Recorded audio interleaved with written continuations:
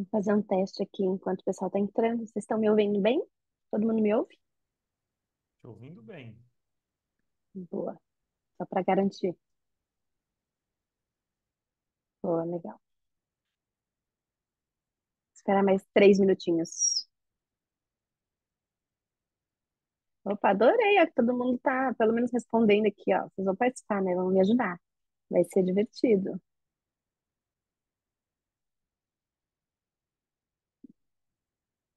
Boa tarde, Ana. Oi, Eduardo. Oi, Renato. Gabriel. Taíla. Davi.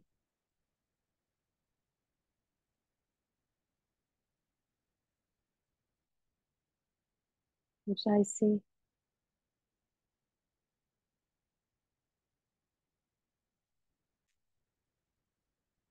Oi, Márcia.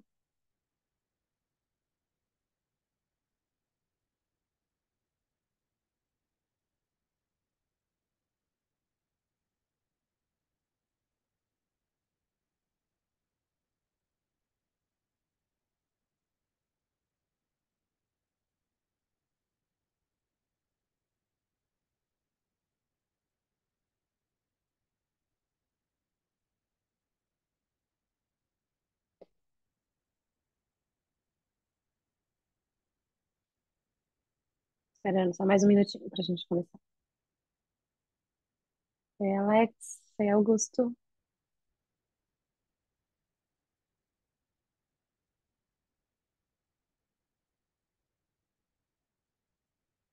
Henderson, assim que fala seu nome?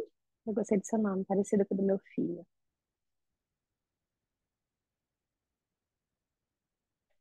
Oi, Lorraine. Oi, Cláudio. Ah, o pessoal tá chegando. Olá, boa tarde. Boa tarde. Estamos aqui esperando 2, 3 minutinhos para começar, o pessoal até achar o link e entrar. Mas acho que já estamos quase todos. Nós estamos 4, 8, 12, 16. Umas 20 pessoas, vai ser legal. Vai ser ótimo.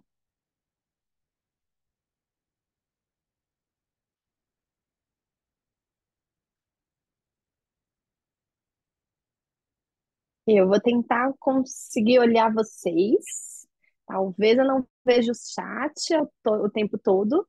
Eu vou entrando no chat e voltando, então se eu demorar, vocês demorar para responder alguma pergunta, vocês podem perguntar no meio, tá bom? Vocês parem e perguntem no meio, sem problema nenhum. Acho que a ideia é ser interativo, até porque o mundo virtual precisa ser interativo, porque senão daqui a pouco tá todo mundo cansado, fazendo mais 400 coisas ao mesmo tempo. Então, nós tem que ser um diálogo, e é essa a ideia. Eu vou compartilhar de novo aqui o meu slide. Deixa eu achar aqui como é que a gente faz aqui.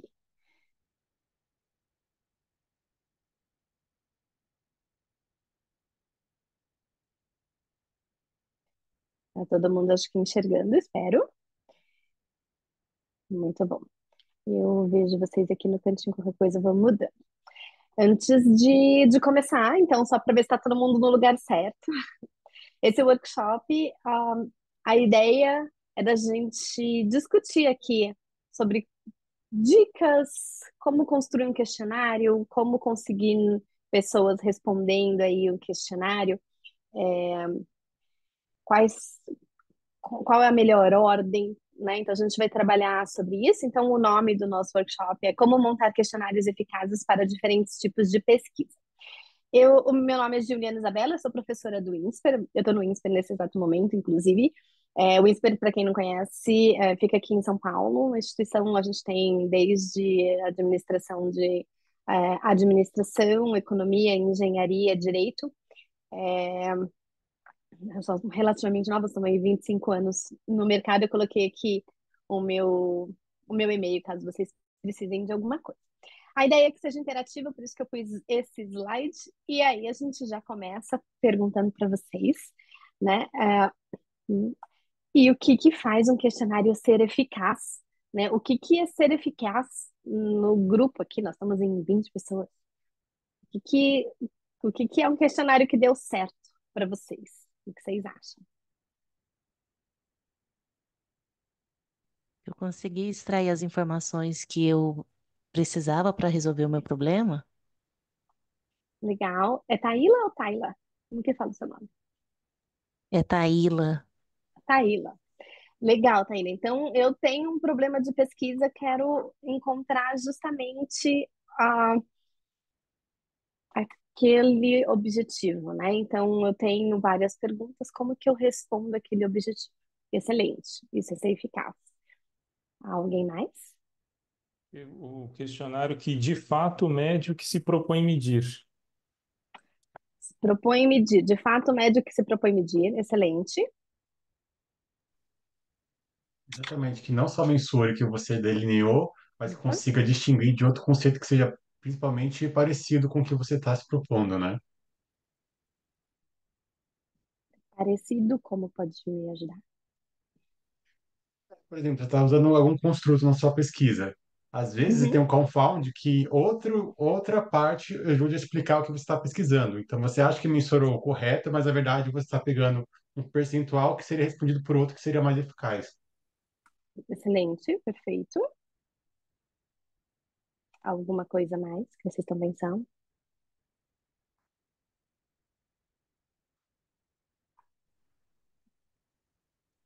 Não? Ninguém mais?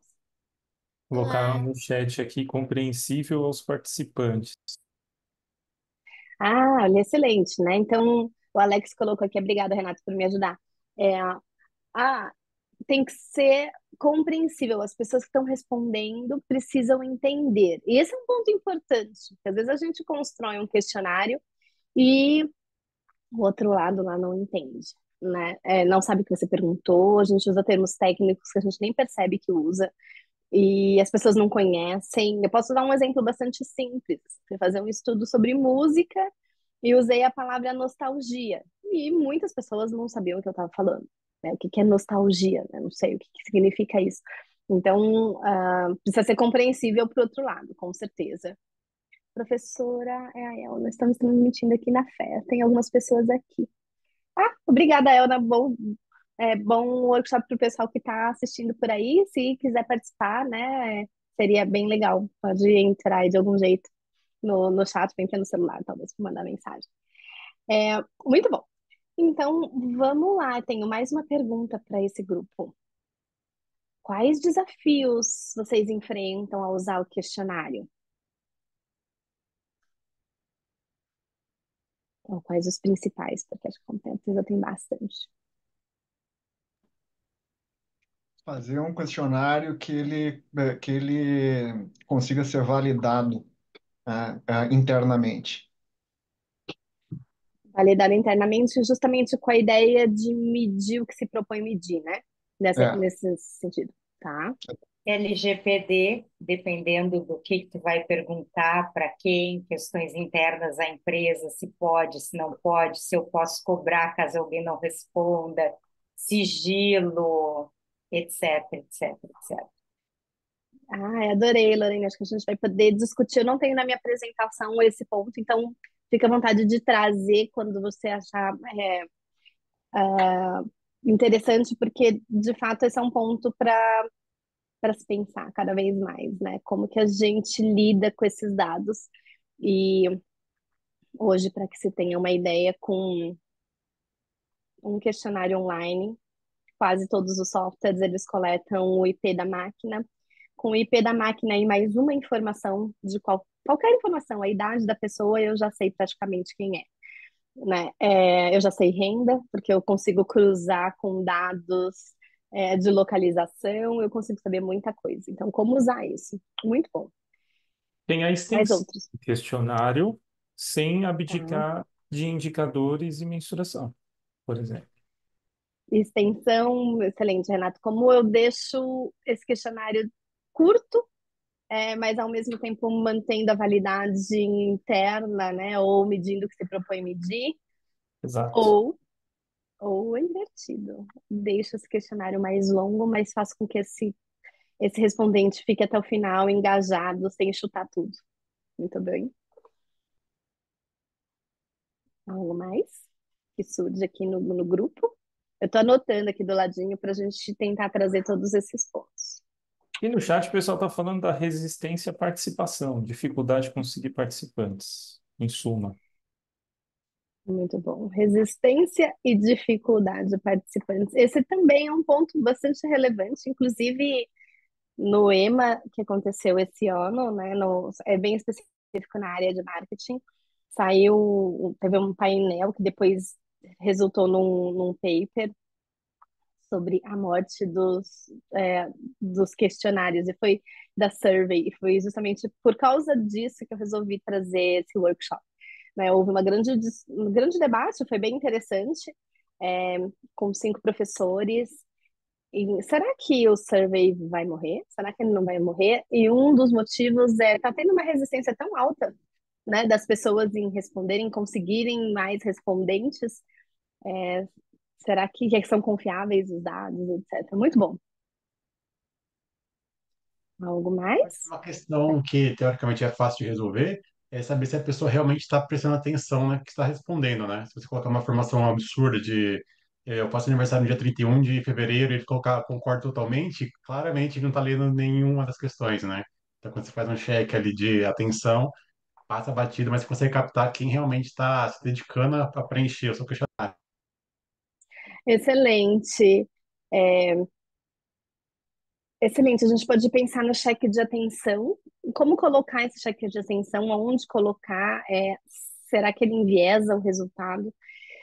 Será que ele de fato é um cheque de atenção, né? Às vezes a pessoa passou naquela questão, ela assinalou errado, mas ela estava prestando atenção em outras, né? É um grande debate, né? E qual que é a melhor forma?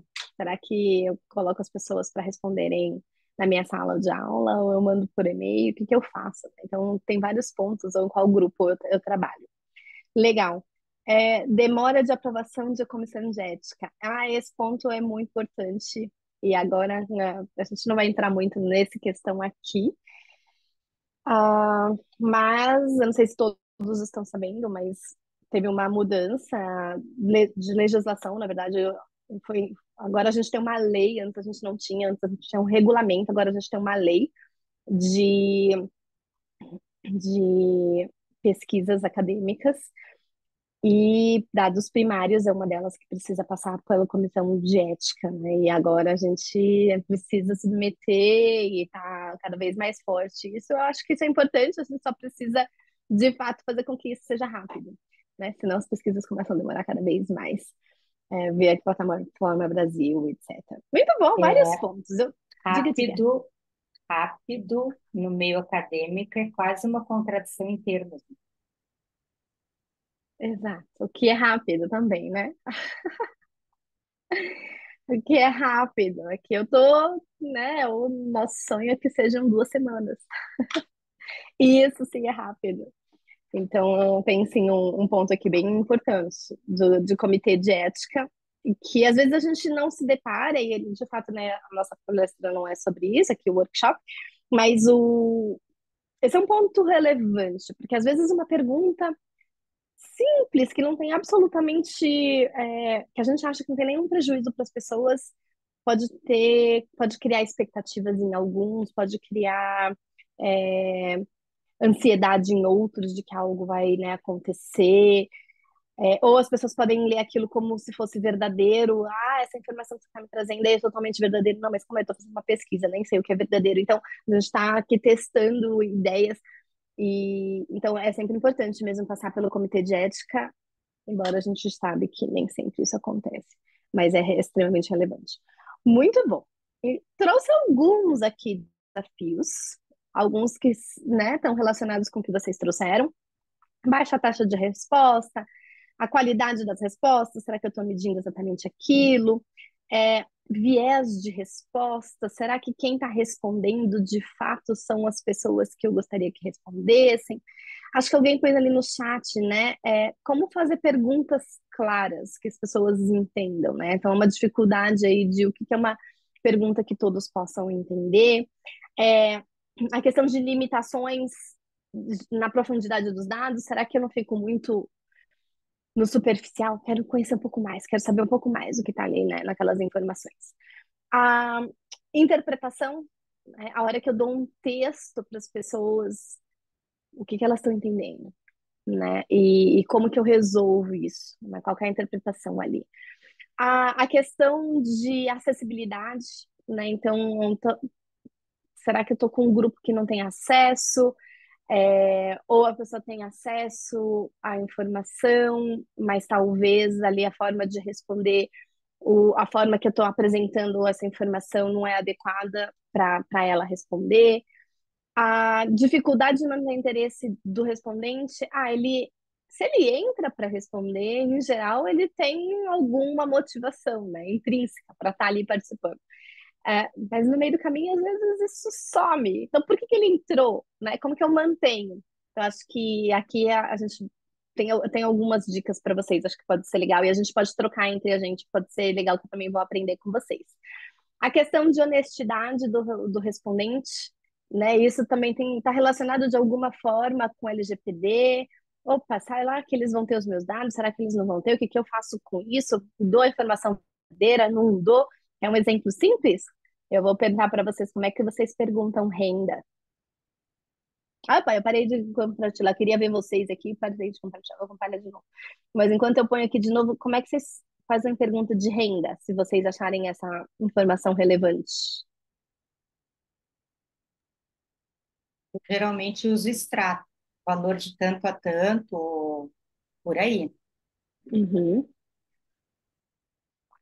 Alguém faz diferente? Vocês respondem certo? Acho que tem umas questões, né, que é interessante, assim. Depende de da onde veio. É muito interessante. Renda é assim, todo mundo é classe média. Quem é classe baixa não gosta de falar que ganha pouco, então coloca que ganha mais. E quem ganha muito fala que não ganha muito, ganha menos. E daí no final tá todo mundo no meio. Aí você fala assim, mas isso não representa Brasil? Né? Tem alguma coisa muito errada nessa história? Será que a minha pesquisa foi enviesada de alguma forma? Né? Onde está a honestidade do respondente? Como que eu faço essa pergunta que, de alguma forma, é sensível? Então, acho que a gente pode também aqui pensar nisso. Alguém tem outra ideia de como a gente pode tentar fazer perguntas sobre renda? Renda é algo interessante. No chat tem algumas questões ali. Estão falando de 1 a 3 salários mínimos, mais ou menos, né? Medindo por salários mínimos e o critério ABEP. Eu desconheço. Vamos lá, gostei. Vamos falar sobre o salário mínimo. Eu recebi um questionário. Eu não estou vendo o chat, tá? Daqui a pouco eu abro lá. Você está recebendo lá o seu questionário e vem lá de, sei lá, 0 salários mínimos, de 1 a 3, de 4 a 6, de 7 a 9. Você fala, não, tá balanceado, bonitinho. Todo mundo sabe quanto vale um salário mínimo? Vocês sabem quanto é? A pessoa que está respondendo sabe? E ela faz o cálculo. 7 salários mínimos, quanto que é isso? Né? Ela faz esse cálculo certinho. Então, aqui já tem algumas dificuldades das pessoas saberem exatamente o que significa. Apareceu aqui no meu chat. Saberem exatamente o que significa um salário mínimo, né? Então, acho que esse é um ponto importante. O pessoal colocou salário regional ou nacional, olha lá, começam os problemas, né? É, Até mesmo de classificação. O pessoal colocou assim, critério da ABEP, da Associação Brasileira, né? Aqui, só apenas, talvez a Carol possa explicar melhor, só para saber qual que é que você está pensando. Você está pensando em critério Brasil ou você está pensando no critério novo que foi construído pelo professor Mazon e o professor Kamakura, né?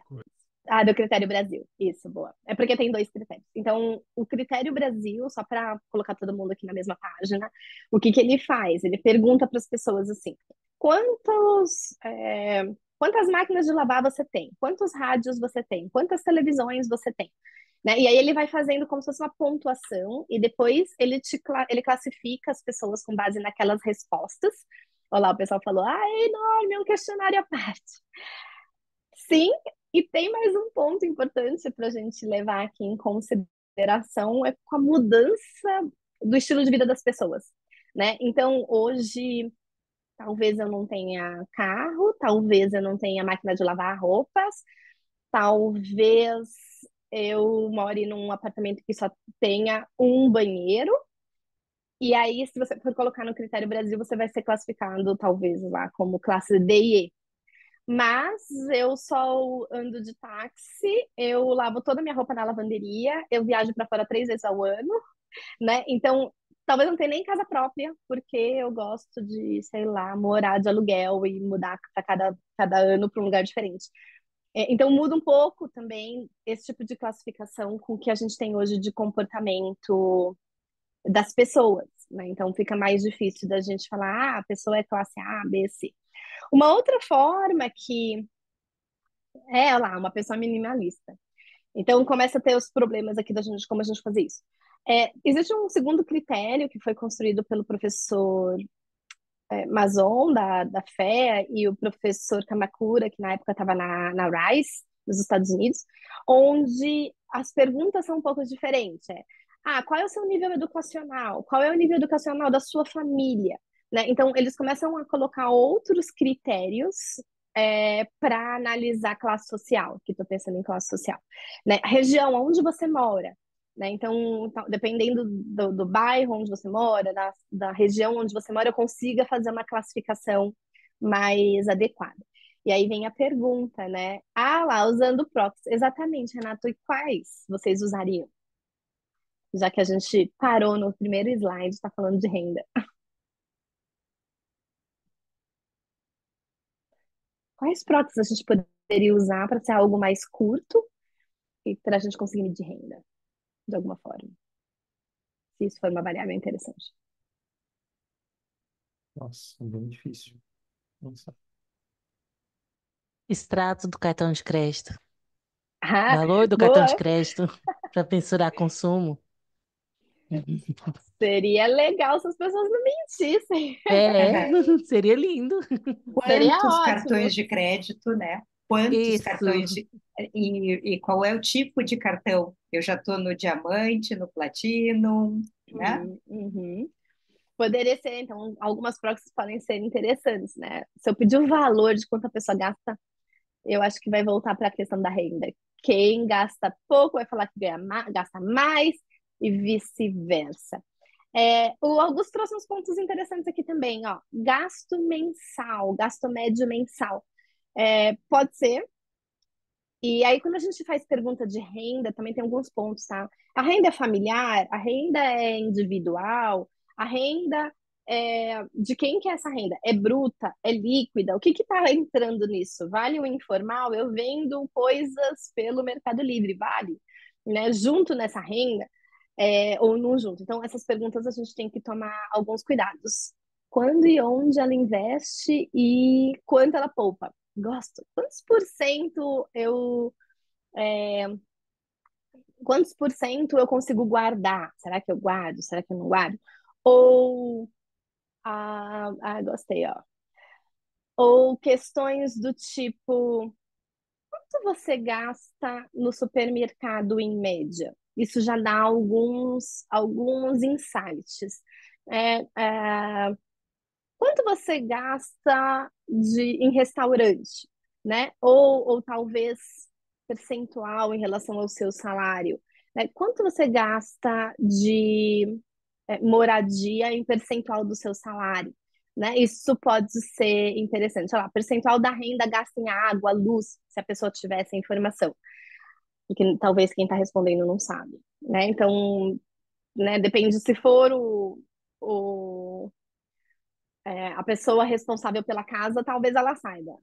Se for a moradora ali, que não paga essa conta, talvez não. Mas, de fato, proxies com base no seu público-alvo vai ajudar. Trouxe vários insights aqui, tá bom? Acho que vale também encaixar isso dentro da sua pesquisa. Legal, vamos continuar. A gente estava falando aqui dos problemas, né? E acho que o último é o tempo e esforço, até mesmo para análise de dados. Então, eu fiz um questionário e depois que eu faço com isso? Né? Coletei tudo, e agora? Como que eu uso esses dados? Como que eu organizo esses dados? E aqui a gente pode também discutir alguns pontos de como que eu coleto os dados para facilitar o meu esforço na análise depois, ou seja, para diminuir o meu esforço. Então, algumas dicas também que eu posso passar para vocês. Então, no fundo, o que que a gente vai ver, né? Qual que é o objetivo aí do workshop? É ter aí conhecimento de alguns conceitos, né? Eu vi que o grupo é muito forte, o grupo é muito bom, isso vai ser legal, acho que a gente vai ser bem rico aqui. Alguns pontos sobre tipos de pesquisa, como fazer as perguntas, acho que isso é relevante. Em seguida, a gente fala aí de estrutura de um questionário, justamente para criar esse engajamento. E aí a gente fecha com testes e validações aí de questões. Se a gente tiver tempo, a gente pode até discutir aqui programas, entre outras coisas. Vamos ver o que vai ser do nosso workshop, né? Acho que tem bastante coisa em uma hora. E aí, acho que a primeira pergunta, onde vocês utilizam ou desejam utilizar questionários? Eu já vi que alguns já usaram. Como é que vocês fazem? Só para eu saber um pouquinho de vocês.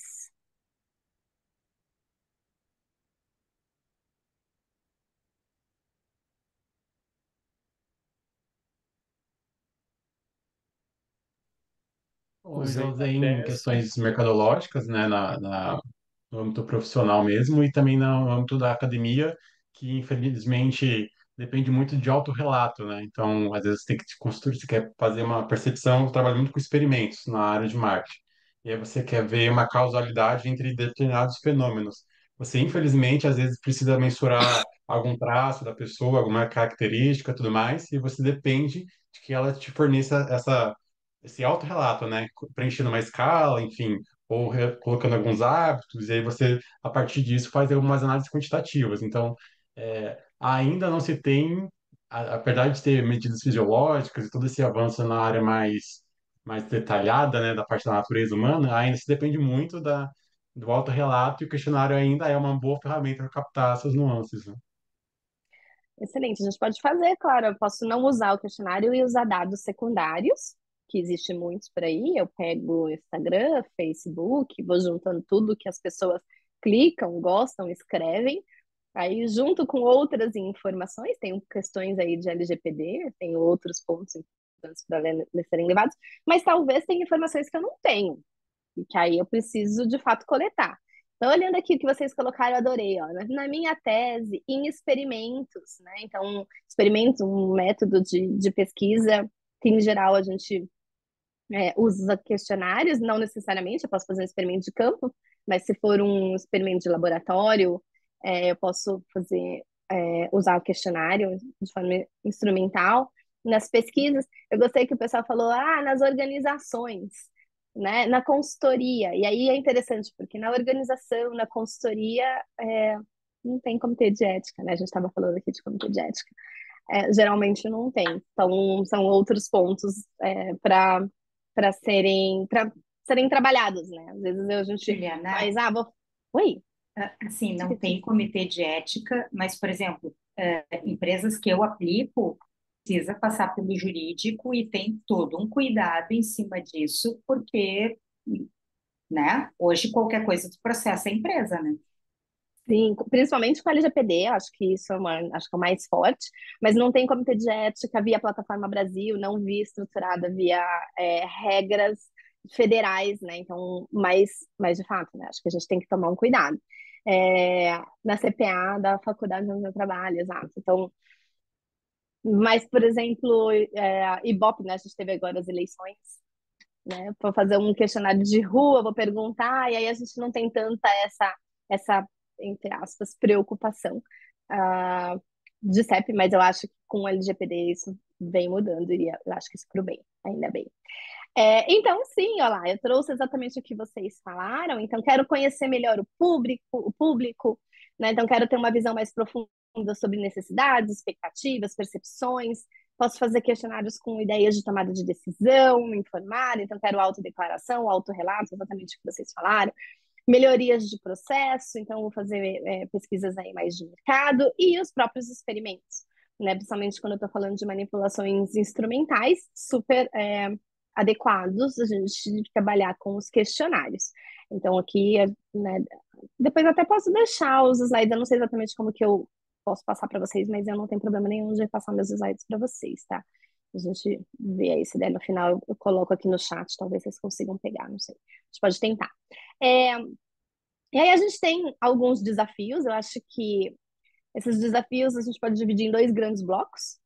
Na elaboração desse questionário, com o objetivo de ser claro, das pessoas irem até o final, de ter uma estrutura, de ter uma história, né? Então, a ideia aqui é que as pessoas consigam entender o que elas estão fazendo. Eu tenho certeza que vocês devem ter tido várias situações onde você cai no questionário e você não sabe nem o que você está fazendo ali dentro. Tipo, o que eu tenho que responder? Para que é isso? Por que eu tô fazendo isso, né? Então, depois que você respondeu duas, três, você já não sabe mais o porquê que você tá ali dentro. Então, essa formulação, essa construção, esse quase um storytelling, né, para as pessoas, ela é importante. Então, como eu elaboro? E a segunda etapa, né, e o segundo desafio em relação às respostas. Então, legal, eu fiz um formulário ali, eu fiz um questionário, agora eu preciso pensar no tempo de resposta, na fadiga, né, na falta de clareza, e como que eu faço para mais pessoas responderem. Então, até, né, posso ir um pouco para a área de marketing e falar assim, o famoso NPS, né, que todo mundo recebe, que vocês já devem ter recebido um monte. Avalie a minha empresa, né, que não é exatamente acadêmico, mas que todo mundo responde, e aí daqui a pouco você fala, eu não vou mais responder isso, aí você diminui de responder aqui, daqui a pouco você não responde mais, e a gente está sendo cada vez mais sufocado. Como que eu faço, então, para as pessoas verem valor em responder o meu, já que é tão importante? Então, acho que esses são os dois grandes pontos. Deixa eu fazer uma pergunta para vocês. Eu tenho um objetivo, investigar percepções ou sentimentos em profundidade, especialmente em temas onde ainda eu tenho pouca informação. Como que vocês fariam esse questionário? Que tipo de perguntas vocês fariam? Esse é o meu objetivo de pesquisa. Quero investigar percepções ou sentimentos em tema que ainda não tenho muita informação.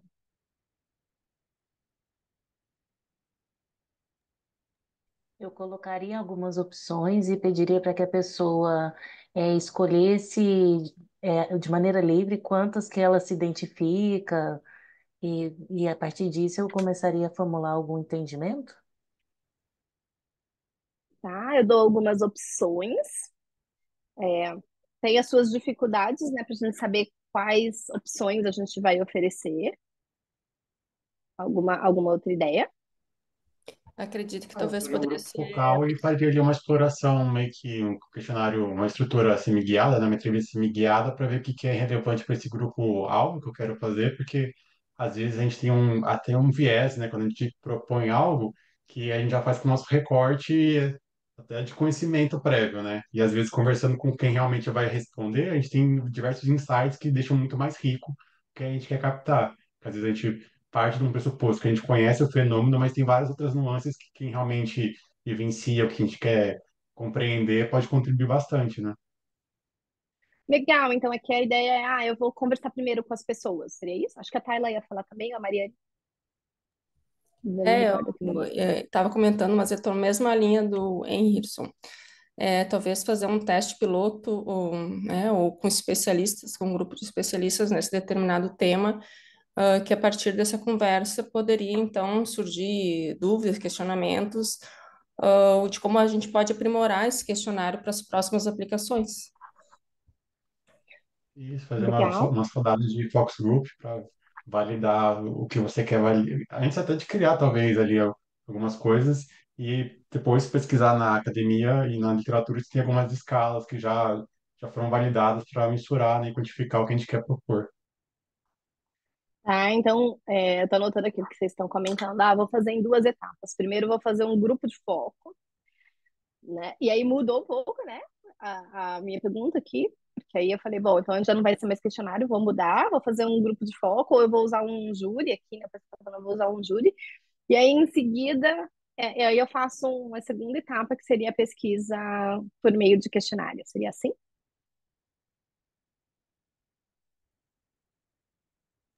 Acredito que seria uma ideia, não necessariamente poderia ser a segunda etapa, mas talvez com um grupo de especialistas e depois com um grupo focal, enfim, partir para próximas etapas, né? Legal, gostei. Não invalida, não, eu acho que pode ser uma ideia, né? Fazer uma pesquisa mais exploratória e trazer mais insights, e aí pesquisas qualitativas são ótimas para isso. Ou usar perguntas abertas, que não é tão comum, porque quando a gente pensa em questionário, a gente já pensa em pesquisas mais, com questões mais fechadas, mas fazer um questionário com objetivo exploratório, né? Então, pedir mesmo para as pessoas descreverem, né, ou trazerem aspectos, ou trazerem situações, e aí aqui eu estou usando perguntas abertas para elas me responderem. Claro que esse tipo de questionário tem que ser mais curto do que o normal, curto porque as pessoas vão gastar um certo tempo escrevendo, e isso toma mais tempo do que simplesmente marcar xizinho, mas com o objetivo de ser mais exploratório, perguntas abertas fazem mais sentido. Se vocês tiverem a oportunidade de grupo de foco, de entrevistas, com certeza é super rico, porque vai te trazer muito mais informação do que a pessoa escrever. Mas fazer uma pesquisa quantitativa, né, ou fazer um questionário com perguntas fechadas, se a gente não souber quais são as opções possíveis de resposta, é super perigoso. Então, o primeiro, né, takeaway, vamos dizer assim, quando a gente monta um questionário, bom, eu preciso saber quais são as possíveis opções de resposta para as pessoas, para poder colocar isso dentro do meu questionário. Se eu não tiver essa informação, a pessoa vai me pôr em outros, ou pior, né? Às vezes a gente nem põe outros e não dá nem essa opção para ela. Então, acho que esse é um ponto importante. E aqui, ó, então aqui eu estou falando de uma pesquisa exploratória, né? Mesmo por meio de questionário. Não é tão comum, mas é uma possibilidade que as pessoas, né? A gente fala, tem que ir para o grupo de foco. Se a gente tiver essa oportunidade, melhor. Legal. E se for uma pesquisa descritiva quantitativa? Então, agora eu estou usando a ideia do questionário para fazer uma pesquisa mais descritiva. Então, um objetivo aqui, medir a satisfação dos clientes em relação a aspectos específicos de um serviço ou de um produto. Aí sim, aí se eu conheço, né, essas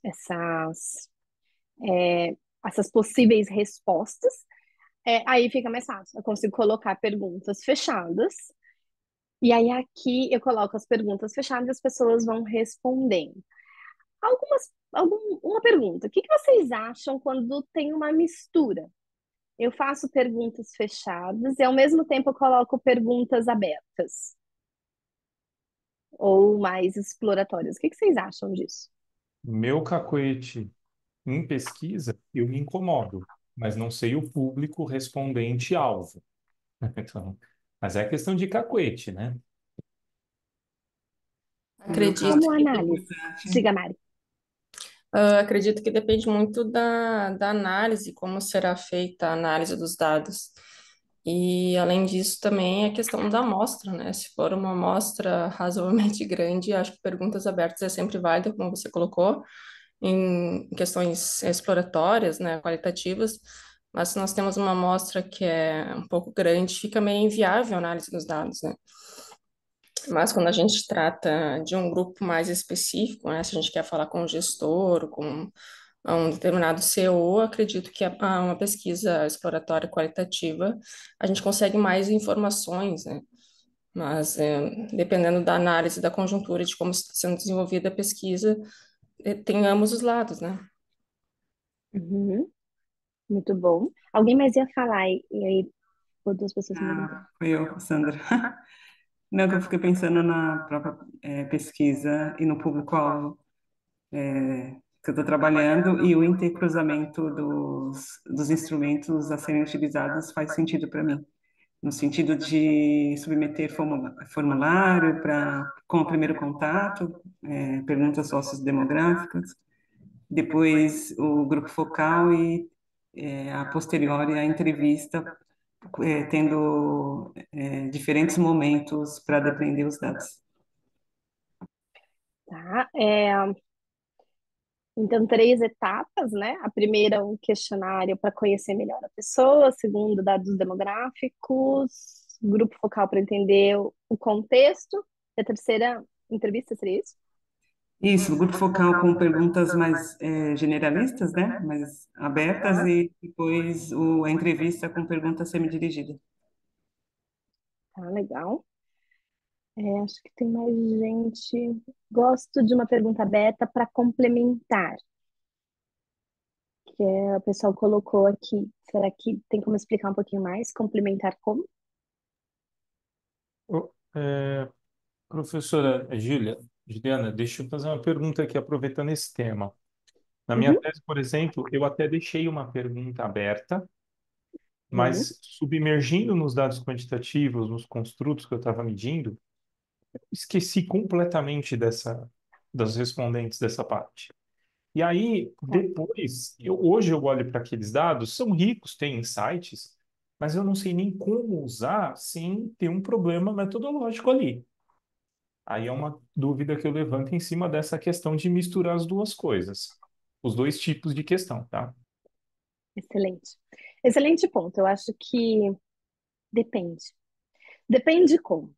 Se a sua pergunta aberta tem o objetivo de trazer novas possibilidades de alternativas da pergunta fechada, não faz sentido usar. Por quê? Porque vamos imaginar assim, as pessoas, você faz uma pergunta para as pessoas, dos itens abaixo, os quais você associa com esse workshop? Aí você faz uma pergunta aberta. Quais outras possíveis associações você faria? Cada pessoa embaixo vai fazer uma associação talvez completamente diferente. E aí você não vai conseguir usar essa informação para uma análise quantitativa, por exemplo, e para uma análise qualitativa, ela vai ser muito frágil, ela é muito pobre, né? Então ela não vai trazer, ela não vai ser rica. Na questão da gente poder falar assim, olha, todo mundo, ou em geral, ou 30% das pessoas associaram o workshop com dificuldades em tal coisa. Você não pode fazer isso, porque foi o que veio na mente de algumas pessoas. Talvez eu tenha 15 associações, mas estou com preguiça, só pus 3.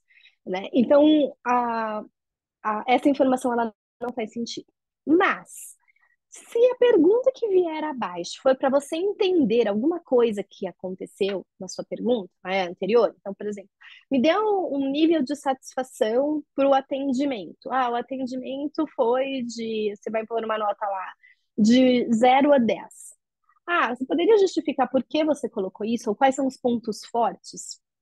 Você vai usar isso agora, não para falar quantitativamente quais são os motivos, mas para te trazer algumas ideias do porquê que o seu serviço está sendo adequado ou está sendo inadequado. Então, para te trazer ideias. Então, ele se complementa.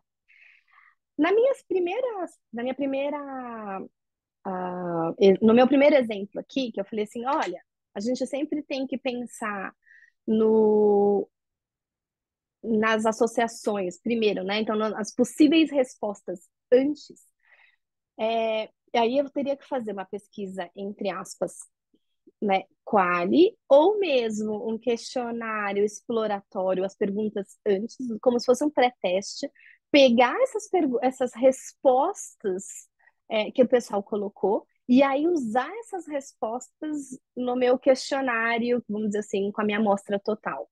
Aí faz sentido. Então, eu coloco uma pergunta que seja para trazer mais associações, mas não com o objetivo de analisar quantitativamente, mas com o objetivo exploratório para melhorar o meu questionário e aí coletar todos os dados. Né? Então, aí faz sentido. Tá? Então, por isso que eu disse, depende como a gente usa. Não é que está errado. E misturar as duas coisas. Vamos imaginar que eu quero fazer uma pesquisa quantitativa e aí eu tenho várias perguntas no meio do caminho, questões abertas. É possível? É. É adequado? Nem tanto. Por quê? Primeiro, porque demora para o respondente seguir, tira o fluxo da resposta, né? Então, assim, uma hora eu só estou clicando, daqui a pouco eu tenho que parar, pensar, responder. Uma questão aberta, daqui a pouco outra aberta, daqui a pouco outra aberta. Se for no celular, então piorou, porque aí as pessoas não conseguem escrever. Eu acho que por uma questão de pouco tempo as pessoas vão poder falar e te mandar o áudio, mas ainda não tem essa opção. Então dificulta a questão de engajamento mesmo e fluência. Eu não faria, tá? Uma pergunta aqui, uma muito importante ali, eu até colocaria. Mas essa mistura, ela é complicada. O pré-teste também precisa ser aprovado pela comissão de ética.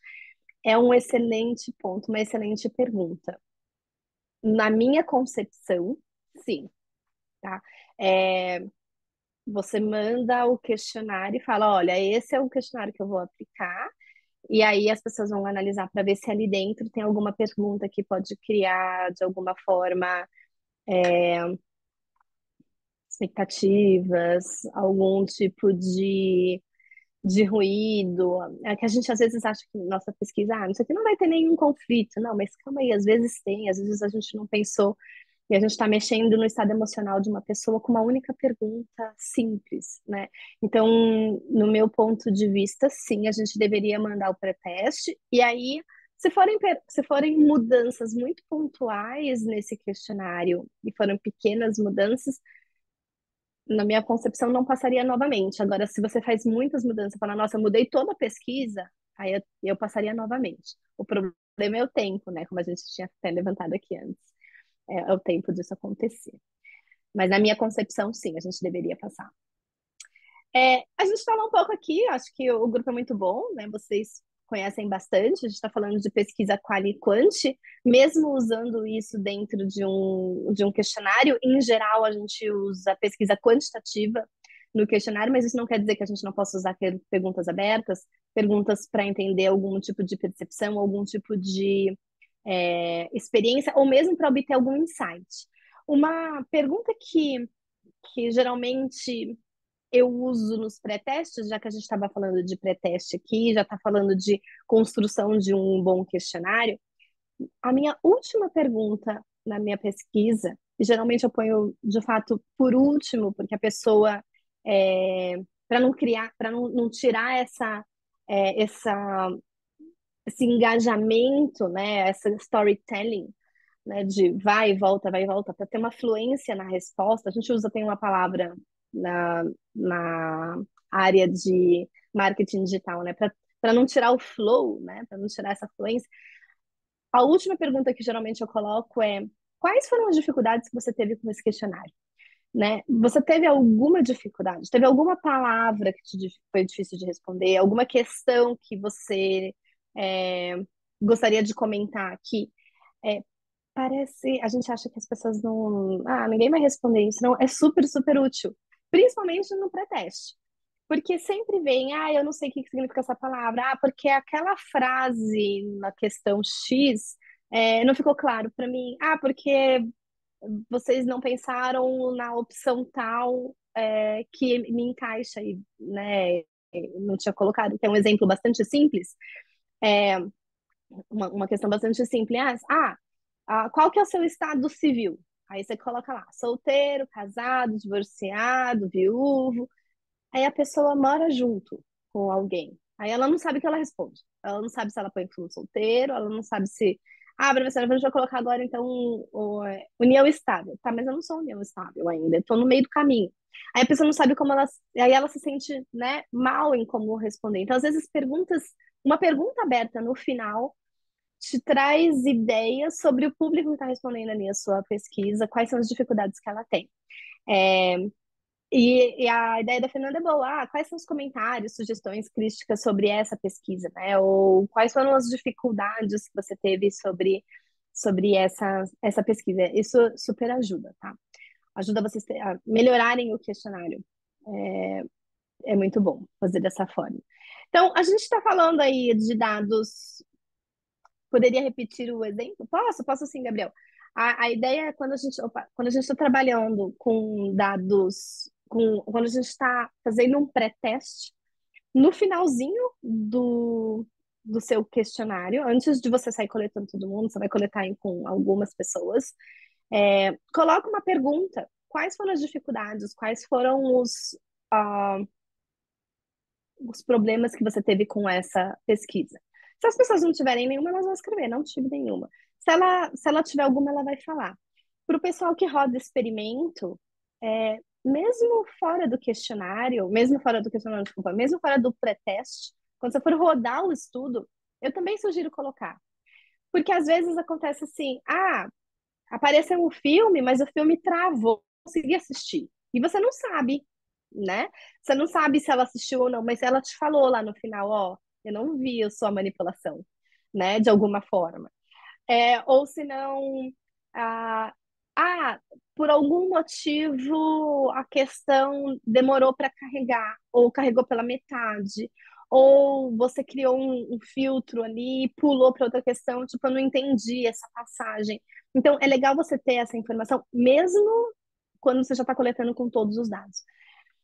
E eu posso deixar essa questão para todo mundo, mesmo depois do pré-teste? Pode, porque mal não vai fazer. E ela é a última questão. E eu sempre deixo essa questão sem ser obrigatória para as pessoas responderem. Responde quem quer, se quiser, né, e se não tiver nada para responder, tá tudo bem. E é a última. Então a pessoa já sabe que está praticamente terminado ali, né? E ela vai te ajudar na construção do seu questionário, ou mesmo para entender algum tipo de resultado. Você fala, nossa, eu tinha lá uma escala de 7 itens, mas eu rodei a minha análise fatorial lá, minha fatorial me deu só 5 itens, 2 ficaram de fora, eu não sei por quê. E aí você olha ali naqueles comentários, aí você descobre que tem 2 pessoas que comentaram que aquela pergunta não fazia sentido dentro do contexto, ou que você usou uma palavra que as pessoas não sabem o que você está falando, ou você vai olhar com calma ali e percebe que aquela frase ficou na negativa, e aí as pessoas, algumas viram que estava na negativa, outras não estavam, e isso alguém falou lá na frente. Porque ficou confuso, porque ficou negativa, não sabia o que responder. Então, uma questão aberta no final é sempre útil, né, para insights. Ah, vou voltar aqui, se vocês tiverem dúvida, vocês me parem, tá bom? Quando a gente está falando de dados, né, a gente que trabalhou aqui, né, vocês falaram bastante aí, de dados primários, a gente está trabalhando com dados tanto quant quanto qual, e a gente pode usar o survey, né? Então, eu gosto de trazer a ideia do questionário para os 2 tipos de dados, porque geralmente a gente entra só em dados quantitativos, mas não necessariamente precisa ser. Então, acho que esse é um ponto que eu gosto de deixar fixo. Um outro ponto que eu acho que é relevante a gente pensar é quem que está respondendo. Então, quem é o respondente? Ele é o consumidor final, a pessoa final, né? O trabalhador, a gente estiver fazendo uma pesquisa dentro da empresa, ou ele é a empresa, né? Porque muda. Como assim muda? Muda a forma da gente fazer o questionário. E às vezes a gente não pensa nisso, a gente constrói como se fosse um questionário único. Eu não sei se aqui no grupo, o grupo tem mais de 50 pessoas, e, né, e está sendo passado lá na FEA. Então, eu não sei aí quantos de vocês trabalham com organizações, pensando em dados da organização. E aí aqui a dificuldade é maior, principalmente na escolha de quem vai receber esse questionário. Então, eu preciso de informações sobre a empresa. Tá, a pessoa que está recebendo esse questionário, ela tem essa informação ou ela vai ter que ficar buscando essa informação com outras áreas? Quanto tempo isso vai levar? E será que ela vai buscar? Será que é mais fácil separar em 2 questionários para 2 áreas diferentes e perguntar o que ela sabe para uma área e o que a outra área sabe? Porque às vezes a gente acha que coletar dados com organização, não, eu vou mandar lá para o pessoal da Unilever, eles vão responder. Cai na mão de alguém lá, que a gente chama de gatekeeper, né? Que segura a informação, não passa para lugar nenhum, e aí a gente vai ver no final Ah, eu precisava para minha tese 300 e eu consegui 30, né? E aí, como que resolve? Como que vocês fazem? Alguém passou por essa situação, como é que vocês resolvem?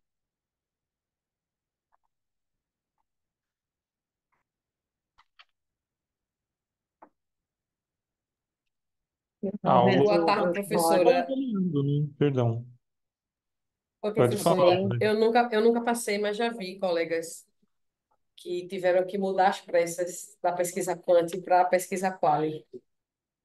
Mudou, sai, ah, então não vou mais fazer questionário, desisto, vamos fazer uma pesquisa qualitativa, porque não vai dar tempo para entregar. Alguma outra sugestão?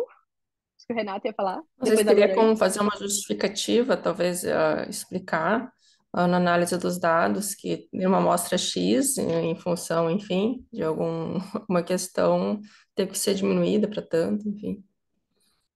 Tá, uma ideia é eu diminuo para ficar mais fácil, deixo específico para aquele grupo, tá? Pode ser uma ideia. Professora, tá dando para ouvir? Tô ouvindo, tô ouvindo. Aqui tem uma pessoa com uma ideia também. Pode falar. Oi, dá para escutar? Sim, super bem. Eu passei por isso na minha tese. Que E bem, eu então. tive que fazer uma pesquisa de dados diretos para investimento de tecnologia. Assim, realmente, eu tive que fazer uma divisão. Então, uma parte eu peguei dados que estavam disponíveis, publicados, e esse dado de investimento específico, eu fiz o questionário, ele tinha ele tinha meia página. E eu tive que entrar em contato cada CEO para que ele programasse para me responder, porque ele precisava pegar dados de controladoria. Então, eu levei quase um ano para ter a resposta, aí eu estudei eu fiz nas indústrias, e foi assim, foi esse processo. Então, só para, quando a gente trabalha com organização, tem que ter essa coisa de faz a carta pedindo autorização. A parte burocrática é bem grande. Você tem que formalizar tudo, pedir autorizações e protocolos e tudo mais. Aí, nessa época, nem tinha comitê de ética, então eu nem imagino como seria agora mandar para a plataforma Brasil. Não sei se era. Excelente. Com quem que eu tô falando? Com quem que eu falei? Mas é excelente. É exatamente isso. Quando a gente está falando de organização, talvez mandar um e-mail, as pessoas respondam, mas a chance é bem baixa. Então, eu não sei com quem eu disse, mas o processo foi perfeito. Olha, eu te mando primeiro um convite. Você vai fazer um questionário. Eu não estou mudando para uma pesquisa quali, continua sendo um questionário. Depois, se duvidar, eu te ligo e faço as perguntas do meu questionário. E aí você me responde. Mas pelo menos eu marquei na sua agenda, né, para você fazer aquilo. E aí é um pouco de um one-to-one, né? Então, um por um, eu vou ligar um por um, eu vou interagir um por um, e não vai adiantar eu tentar fazer isso por e-mail, porque as pessoas simplesmente deletam, porque elas não enxergam, porque elas não veem. É, eu tive a oportunidade de participar de um projeto grande de pesquisa com coletas com os restaurantes e bares, e nós mandamos para mais de 40 mil estabelecimentos um formulário, um questionário por e-mail. E aí você fala assim, e como que foi isso? A gente não tinha muitas questões, as questões também eram pequenas. Algumas dicas, né, para as pessoas, né, ter pelo menos a credibilidade de que aquela informação seja útil. Então, primeiro, se vocês, né, conseguirem ter autorização das universidades ou das empresas onde vocês trabalham de usar, né, o logo, isso passa credibilidade. Então, eu estou fazendo uma pesquisa, não só comentar, estou fazendo uma pesquisa sobre, né, por meio da FEA, não. Eu coloco o logo da FEA, mostro credibilidade, mostro, né, talvez uma assinatura de alguém que seja mais conhecido. Esse é um primeiro ponto. Segundo, deixar o telefone de contato de alguém de pesquisa, né? Então, ou do pesquisador principal, ou de alguém que possa te ajudar. Isso também passa credibilidade, e sim, as empresas às vezes ligam para saber se aquilo faz sentido, se é ou se não é. Se for algum projeto vinculado a outras instituições, nesse caso, né, que a gente estava fazendo esse estudo, tinha vínculo do governo, Sim, coloca lá, porque isso passa credibilidade. Então, esses selos passam credibilidade. E mesmo assim, a gente teve todo um cuidado. A gente não conseguia ligar para 40 mil, mas a gente teve todo um cuidado de sortear ali um número e coletar os dados, tá? Então, esse é um ponto relevante. Diga lá, tem perguntas? Juliana, uma coisa que eu sempre uso em pesquisas tanto de mercado quanto acadêmicas é fornecer a possibilidade da pessoa receber ali um one page que seja com as análises, para ela não falar assim, só preencher, não sei o que que eu vou receber de em troca. Ela vai receber ali, omitindo, claro, as informações sensíveis, mas assim, ó, você participou de um projeto, o objetivo era esse, as respostas foram essas e tudo mais. Para as empresas, isso é extremamente valioso, né?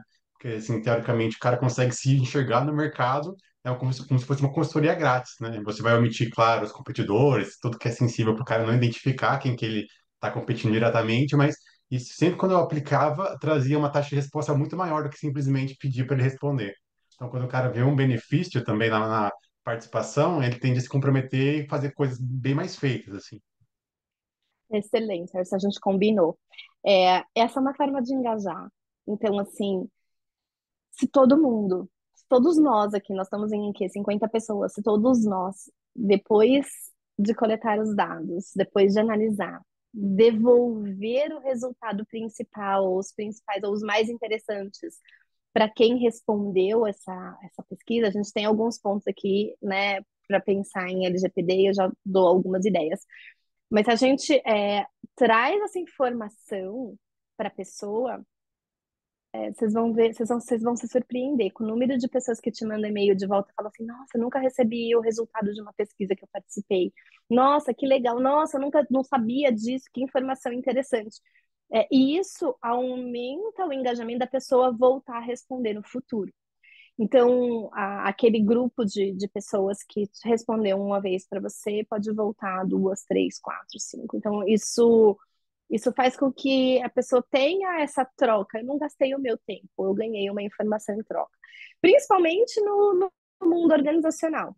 Olha, no final a gente vai te trazer o resultado, a gente vai te mostrar. E você tem que mostrar mesmo, né? Até porque se você promete e depois não faz o que você prometeu, aí que a pessoa nunca mais vai participar nem da sua pesquisa, nem de nenhuma outra, né? O nível de confiança vai lá para baixo. Então, essa troca de informação, ela é muito rica, e se vocês fizerem, vocês vão se surpreender com o número de pessoas principalmente o consumidor final, que se surpreende quando recebe uma resposta sua. É, Quando a gente está pensando ainda em empresa e para avaliação de empresa, clima organizacional, qualquer tipo, né, que tenha uma relação mais interna na organização, é, ou um NPS, alguma coisa nesse sentido, a ideia é a mesma. Se você tiver a oportunidade de dar um feedback sobre aquilo, as pessoas, quando você for perguntar para elas lá para frente de novo, elas vão participar. E vocês vão ver que a taxa de crescimento vai aumentando, de número de pessoas que participam da sua pesquisa. Isso vai aumentando aos poucos, porque um vai falando para o outro: não, é sério, aquela pesquisa ali é séria. Não, porque eles vão dar feedback. Não, porque é legal. E aqui independe um pouco do tempo de pesquisa. Posso dar um outro exemplo. Uma pesquisa de 40 minutos para uma pesquisa filtro. Olha só, uma pesquisa filtro, sai um pouquinho da nossa área de business, né, de organizações. Uma pesquisa filtro, 40 minutos, você não vai ganhar nada com isso. Você tem que preencher tudo e a gente vai avaliar com base nas suas respostas se você está apto para uma segunda fase de uma outra pesquisa que vai ser, sei lá, paga ou você vai ter algum benefício. É, Aí você fala assim, mas qual é a motivação de participar disso? Nessa pesquisa que demorava 40 minutos, o seu benefício você vai ter no final um relatório específico sobre você. E aí, sobre o que era a pesquisa? Qualidade do sono. Como é a sua qualidade do sono e como isso interfere na sua vida de alguma forma? Você preenche 40 minutos, não era pequeno. Tem todo um processo de preenchimento, e aí no final, automaticamente o sistema fazia, com base nas suas respostas, uma análise, né?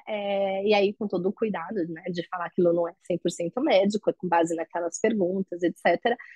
Sobre quem é você. Sabe o que me lembra isso? Voltando aí, volta aí, 20 anos, não sei se ainda existe, aquelas revistinhas Capricho que o pessoal preenchia teste, sabe? Depois ia ver lá o que te dava de personalidade, o que te dá de para onde eu deveria prestar vestibular, aquelas coisas. Ainda deve ter isso em algum lugar. Me lembra, volta para mim, volta aí vários anos, aquelas revistinhas. Mas a ideia é a mesma, eu te dou, entre aspas, algum resultado e eu te dou na hora. Se eu não conseguir te dar na hora, eu te dou depois. E isso aumenta muito o engajamento, né? Das pessoas participarem. Então, acho que esse ponto. E aí, eu até brinquei aqui com, com a Anderson, que justamente quando a gente traz essa informação, as pessoas voltam cada vez mais, tá? Isso é um ponto importante.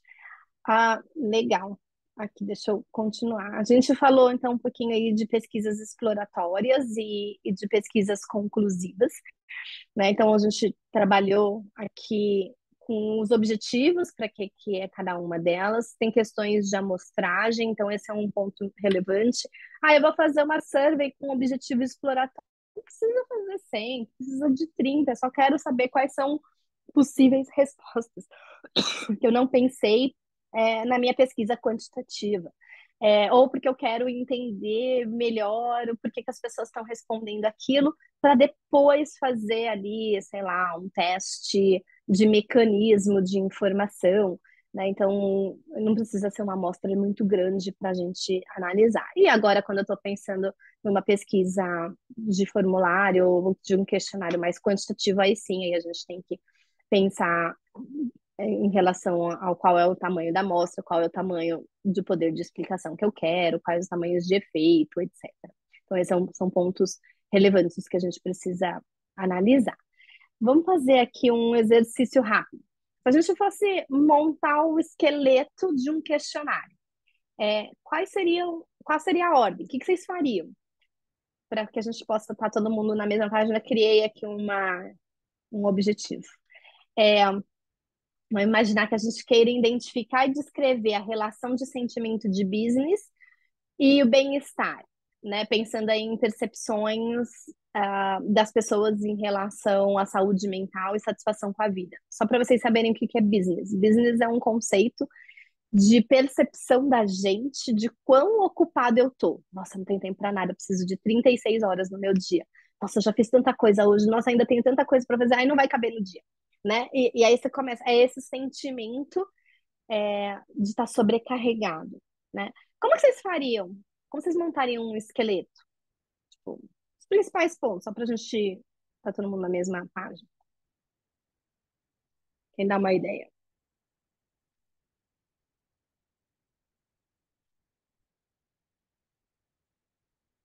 O que tem primeiro, depois segundo, depois terceiro?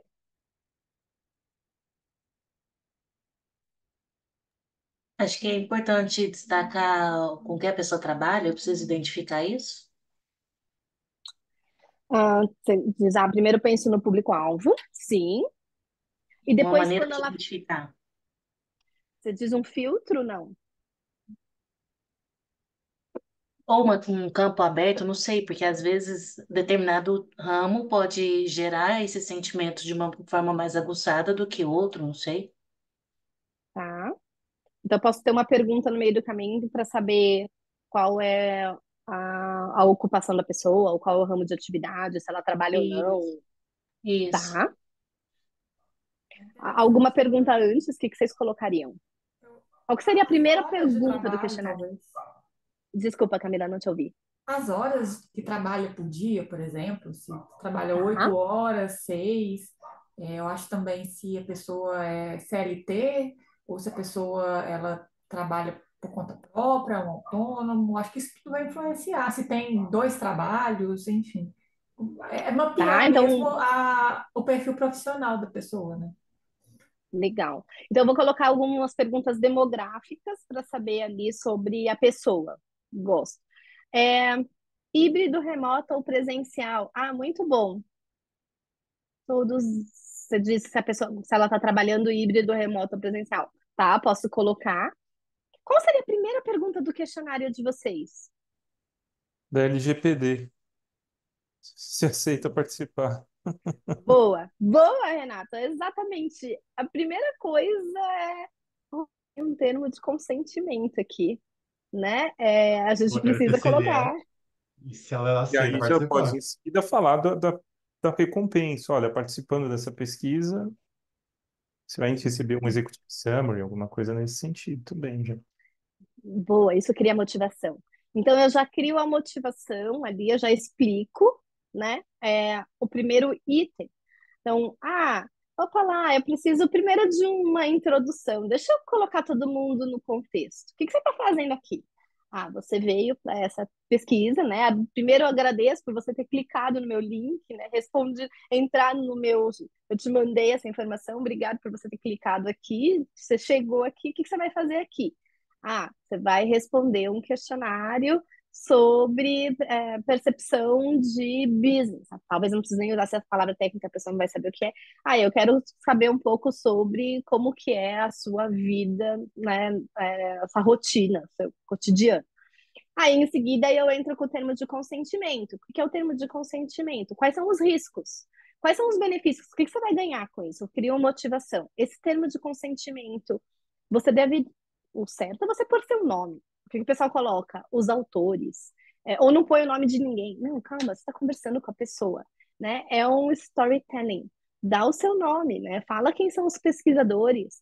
Né? Cria entre aspas, ali, o personagem com quem que ele está respondendo. Isso super ajuda também as pessoas a se identificarem. Opa, eu vou ajudar, eu um doutorando da universidade, né, tipo, eu vou... E aí tem um motivo pelo qual ela está ali. Não pode ser muito longo, mas tem que ser claro. Você pode pôr o seu objetivo lá na introdução e ali no termo de consentimento quais são os riscos da sua pesquisa. A pessoa fala, mas não tem risco nenhum. Sempre tem algum risco. O risco de desconforto de você não saber alguma pergunta, né? Sempre tem. Eu tô falando que são 10 minutos e pode durar 15. Tudo. Então, tem algum risco. Coloca lá quais são os riscos da sua pesquisa, coloca quais são os benefícios, tanto para quem está respondendo, quanto para a sociedade. Isso pode aumentar também a sua motivação. Aí você entra como se você estivesse contando uma história. Olha, agora a gente vai começar, né? O tema é sobre isso, curto, uma linha. Mas por que que eu não vou direto do termo de consentimento para as questões fáceis? Para você conseguir construir essa história, essa narração, uma linha, né? Vamos iniciar, tipo, né? Construir uma conversa. Imagina que você está fazendo, tipo, conversando com alguém no WhatsApp. A ideia é mais ou menos dessa forma que a gente constrói o questionário. Aí você entra em questões fáceis. Por que questões fáceis? Porque isso cria engajamento. Existe uma teoria do Robert Cialdini, não sei se vocês conhecem, na área de persuasão, que ele fala assim: quando faz, você faz um pequeno pedido e a pessoa aceita, para ela ser consistente com ela mesma, ela vai aceitar o segundo pedido, o terceiro, o quarto. Então, se você faz uma pergunta fácil e ela responde, e aí na segunda pergunta também é uma pergunta fácil e ela também responde, cria um engajamento dela continuar respondendo, até chegar nas perguntas mais difíceis. Aí chegou na mais difícil, ela fala assim: nossa, chegou numa pergunta que eu não sei, mas eu já respondi todas as outras, então eu vou responder mais essa. Então eu vou tentar responder essa. Não vai fazer a primeira pergunta do tipo, como você se enxerga daqui 10 anos? Se a sua primeira pergunta, depois da introdução, for, como você se enxerga daqui a 10 anos dentro da sua organização, a pessoa vai embora, né? Ela simplesmente vai sair no meio do seu questionário. Agora, se ela fez 2, 3 perguntas, né, que são mais fáceis no início, que ela sabe a resposta, aí é mais fácil dela ter esse esforço cognitivo de responder a próxima. Aí vem outras questões que não são as principais do seu questionário, mas que talvez sejam importantes para você. E aí você coloca aí nessa segunda metade para o final. Eu tenho algumas outras perguntas que fazem sentido, são relevantes, mas não é a principal. Tá bom, então coloca nesse momento. Porque se por um acaso as pessoas saírem no meio, elas já responderam o mais importante para você, o que responde o seu problema de pesquisa. E aí você entra com as demográficas. Aí você fala assim, por que que as demográficas estão no final? As demográficas entram justamente no fim, porque o processo cognitivo das pessoas nesse momento já está saturado. Eu estou cansada, eu estou com fadiga, eu não quero mais responder nada. Não vou mais responder. E aí eu começo a chutar, mas tem coisas que a gente não chuta. A gente não chuta se a gente tem irmãos, se a gente tem cachorro, se a gente mora em casa e apartamento. A gente não chuta se a gente é homem ou mulher. A gente não chuta a nossa idade. Aqui um ponto importante, né?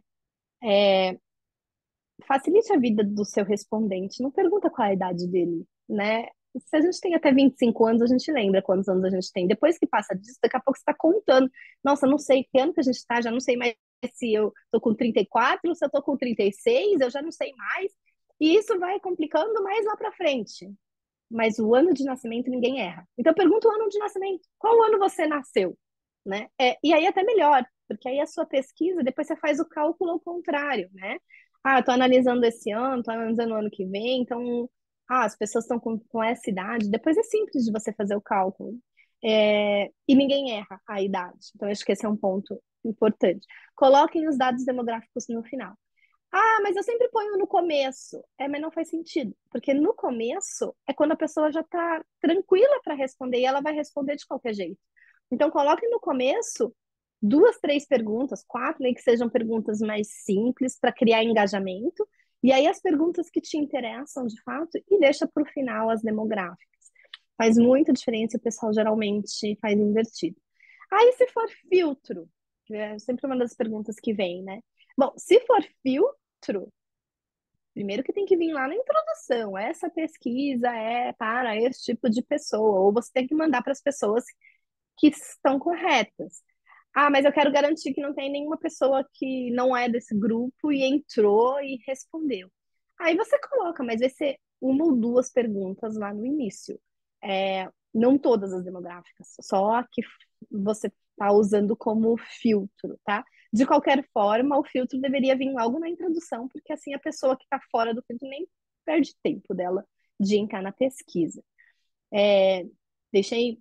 Resolvi falar aqui ao invés de perguntar para vocês, mas por causa do nosso tempo. Tem algumas coisas que eu acho que é legal da gente comentar. Existem vários tipos de perguntas, a gente não vai entrar nesse workshop nos tipos de pergunta, mas só um ponto que eu vejo de bastante, vamos dizer assim, bastante gente usando de forma equivocada, é a escala Likert. Escala Likert é uma escala que avalia a concordância e discordância de uma afirmação. O que eu vejo é assim, quão satisfeito você está com esse... não, quão satisfeito você está com essa situação? E aí a pessoa coloca lá, concordo ou discordo, né? Ela faz uma pergunta. A gente não pode pôr perguntas, a gente tem que pôr afirmações. Eu estou muito satisfeito com esse workshop. Né? E aí a pessoa vai colocar se ela concorda ou se ela discorda. É uma afirmação, tá? Likert é o sobrenome de um estatístico, que ele mostra que uma variável categórica de concordância pode ser modificada para uma variável métrica. E aqui alguns pontos. Uma escala Likert, ela tem que ter mais de 5 pontos. Se você estiver trabalhando com 4 pontos, isso não é mais Likert.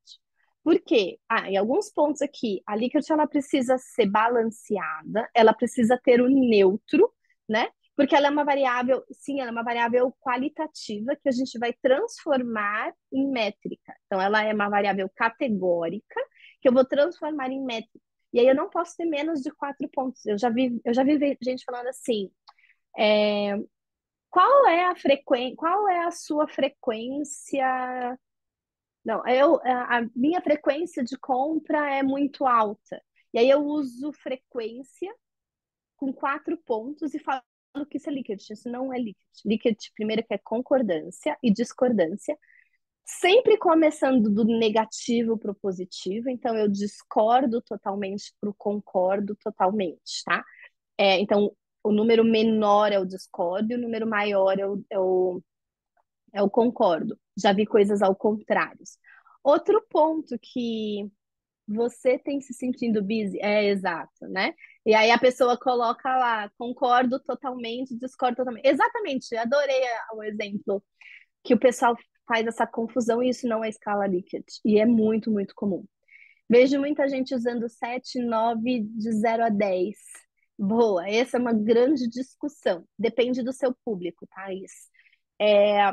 Brasileiros gostam de 0 a 10, mas cuidado. A gente dá 0 na prova, a gente dá 1 na prova, mas a gente não dá muito 2, 3, 4. Geralmente as provas são assim. Ou a pessoa não entregou, é 0, ou tipo, te dei um ponto de consolação, você ficou com 1, e depois você vai tirar, né? Isso estou pensando na escola, assim, no fundamental, médio, depois você vai tirar lá para cima de 6, né? E o brasileiro, por causa dessa educação, tem um pouco dessa tendência. Qual o problema de usar 7 pontos? Depende do público que você está trabalhando, ele não sabe o que é 7 pontos, porque não está na escola, né? E aí ele vai ter dificuldade de entender o que é isso. Ele vai usar o 1 ou o 7. O 9 é a mesma questão. Tem gente que usa 6 pontos, e aí vai virar uma escala sem o meio, né? Sem o meiozinho. Tem um erro comum também de fazer a média de escala Likert. O pessoal faz média de escala Likert porque eles deixam de ter categórico e faz virar métrico. Mas para isso eu preciso fazer com que a escala de fato seja Likert, né? Então, senão fica bem complicado. Então, aqui é um ponto que eu gosto de chamar a atenção. A gente não vai entrar aqui. Tem vários pontos aqui para serem discutidos. Um outro erro comum, o pessoal coloca de 1 a 10. E o Zé? O de 1 a 10, qual que é o meio? Qual que é a nota do meio de 1 a 10?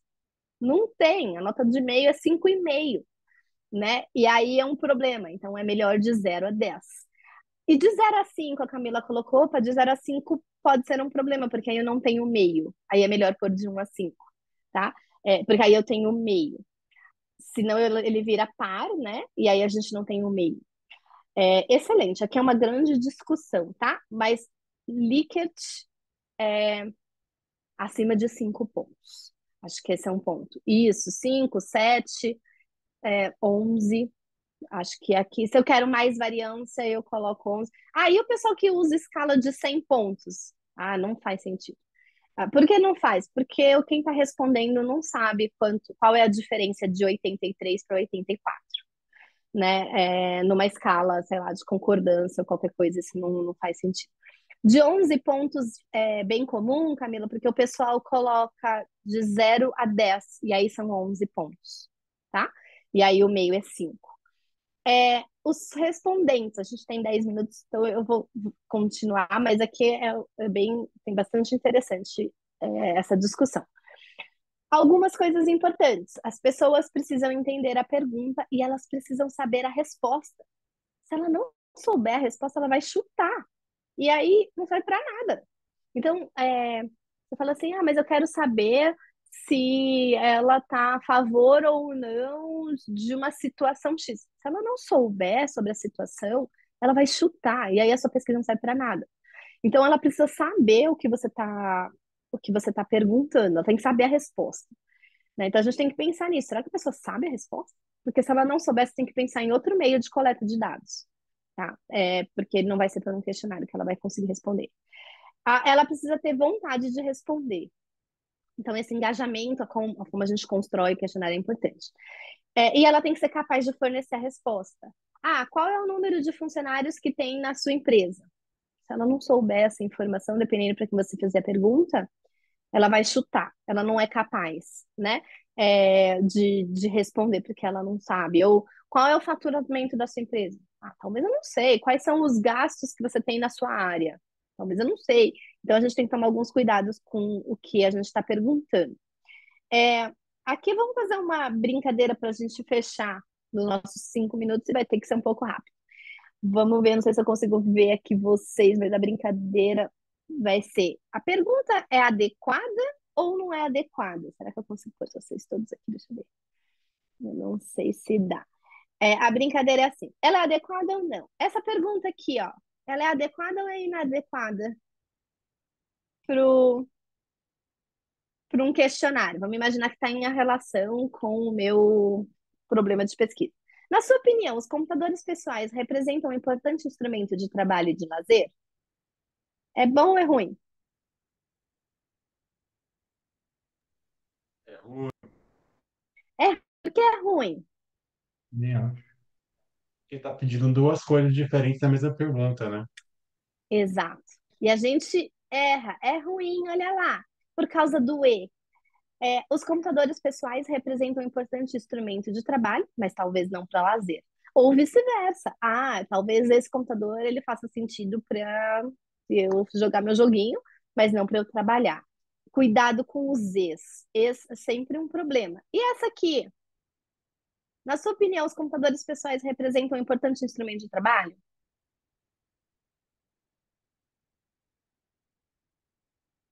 Diga lá, Marco. O Marco disse que sim. Ele levantou a mão para falar que sim. Boa, essa é bem melhor do que a anterior, tá? Então aqui é bem melhor do que a anterior, facilita. Vamos mais uma. Professor, está correndo, que eu quero passar todas para vocês antes de acabar. Em comparação ao ano passado, você está pagando mais, menos ou mesmo pelo seguro de vida e do carro? Boa ou ruim? Olha lá, o Renato pôs para baixo. Adorei, é ruim. Ela é ruim por causa do E. E se eu tirar o E e colocar só pelo seguro de vida? Ela fica boa ou fica ruim? Permanece. Continua ruim. E por que ela é ruim? Porque eu não tenho a menor noção quanto eu gastei no ano passado, principalmente seguro de vida. Então aqui começam os problemas, né? A pessoa não sabe quanto ela gastou, você acha que ela vai lembrar, se ela vai conseguir comparar, né? Eu fiz esse pagamento de um ano, se duvidar foi a empresa que pagou e piorou mais ainda. Né? Então aqui a gente tem que tomar alguns cuidados, principalmente quando a gente está falando de memória. Numa semana típica, com que frequência você utiliza o computador para acesso à internet para baixar música? Boa ou ruim?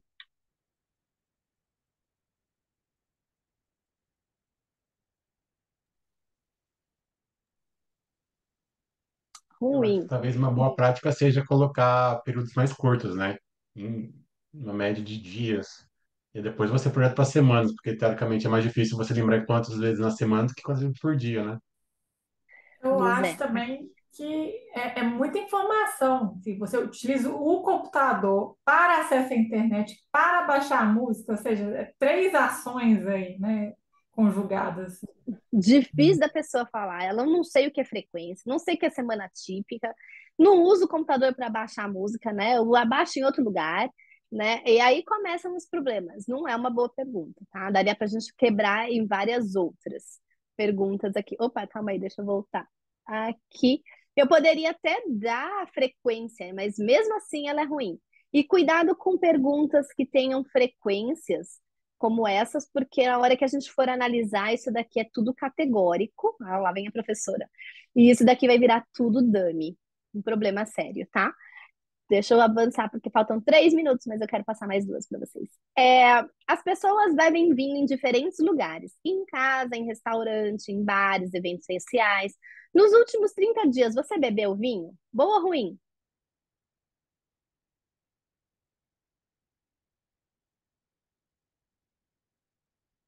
Muito complexa. Ruim. Mas olha só que interessante. Precisa dessa história? Sabe por que sim? Sabe por que essa questão não é ruim?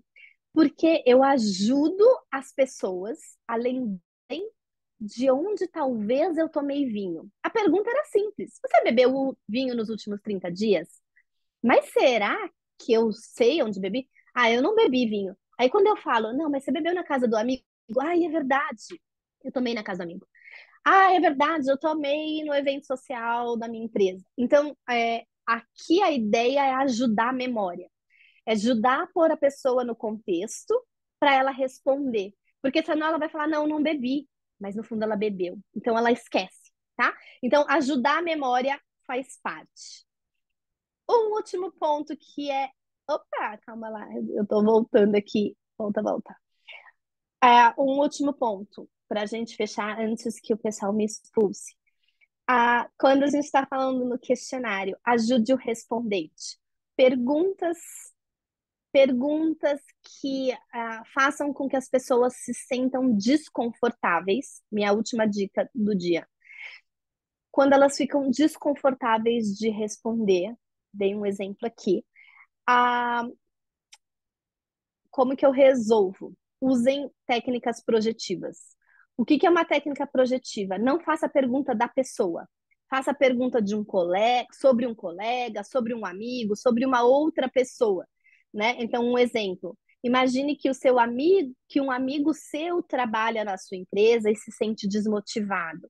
Quais as razões pelo qual ele poderia estar se sentindo assim? Se você perguntar para ele quais as razões que te deixam desmotivados, talvez ele se sinta constrangido de falar, porque talvez ele ache que que o chefe dele vai ler e vai ficar sabendo de alguma coisa e ele não quer. Então, um ponto extremamente importante aqui é pensar como fazer a pergunta para que a pessoa responda e se sinta bem em fazer isso. Personagem fictício também, um amigo, isso super ajuda. Deixa eu passar aqui e colocar nas minhas últimas. Faltaram 3 slides, eu não vou terminar no final. Eu vou deixar para vocês. Eu vou deixar para vocês todos os meus slides aqui, porque quem tiver uns 3 minutos eu subo aqui no sistema. Eu acho que eu consigo subir, vou tentar para vocês baixarem. Deixei aqui o meu contato. Esse aqui parece um L, mas é um I de Insper, se vocês precisarem de alguma coisa. Eu sempre respondo todos os e-mails. Às vezes eu demoro um pouquinho, mas não desista porque eu respondo. A turma foi excelente, foi muito bom.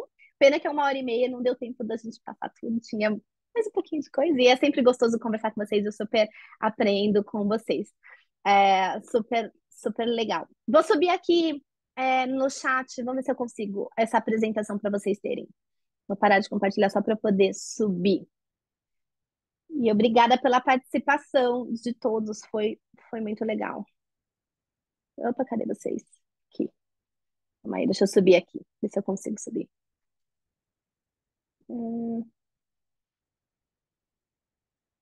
Eu não respondi. Professora, e como que eu mando feedback para o pessoal, sendo que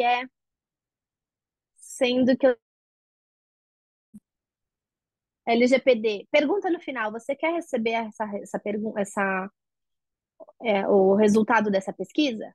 Se você quiser, deixe o seu e-mail abaixo. Eu só vou mandar isso, não vou mandar o seu e-mail para lugar nenhum, você não precisa nem deixar seu nome. É só com o objetivo de receber o feedback.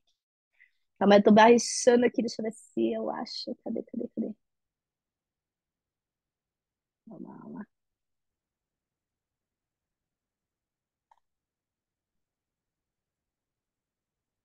Deixa.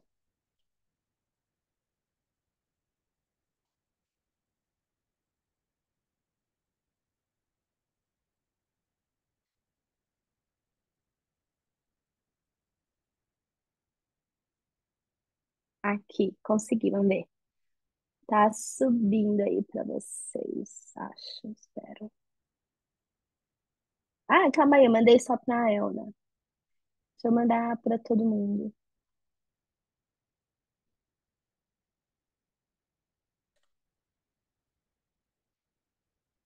Prontinho. Fiquem à vontade de usar, aproveitar. Se vocês tiverem alguma coisa, estou à disposição. Obrigada pela participação de todo mundo, foi bem legal. Aproveitem o congresso. Obrigado, foi muito bom. Parabéns. Obrigada, tchau, tchau. Tchau, tchau, Valeu, obrigada. Ana.